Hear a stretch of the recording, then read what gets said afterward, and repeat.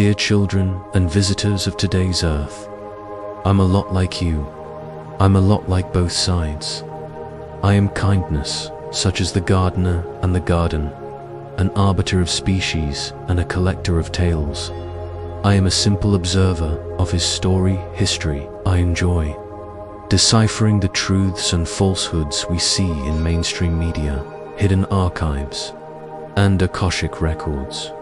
For clarity, going forward I will do my best to use terms a 7th grader would understand and speak as plainly as possible. The world is a stage, and we're living in a featured film filled with butterfly effects. You are simultaneously watching and starring in this film titled The Human Game. The Human Game isn't a one-trick pony.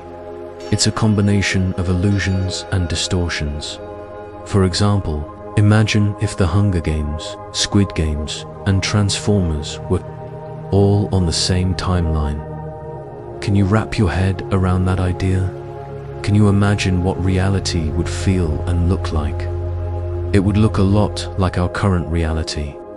The mysticism within your perspective of reality is close to none, to the point where you daily overlook hidden meanings, events taking place around you, and your own inner workings.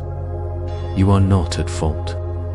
Everything in this artificial and material world was redesigned with confusion and subjugation as its core principles. With that said, the chronicle we'll touch on doesn't begin at the start of time. It begins with Tamerica during the age of Tartaria, when earth-toned beings were scattered across this realm of existence and living peacefully with dark ether beings. The dark ether beings were a family going through a dispute, leading them to banish their sibling, Jacob, from the realm because he wanted to be feared and worshipped. Jacob took his followers off-world with him, and they soon found a place to continue their experiments.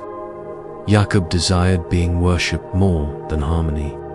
Therefore, he created the pale Neanderthals by mixing his DNA with various animals. Afterwards, war and other low-frequency atrocities took place as Jacob often scared his creations with thunder and lightning until they revolted. In response, Jacob imprisoned them in Egypt, the realm of Egypt, not the one you're currently familiar with. The Palladians rescued Jacob's humans from Egypt and brought them to Earth, under false pretenses such as peace and refuge. Once inside, the Pleiadians released the Neanderthals into Earth's ecosystem and triggered an ice age that weakened the children of Earth.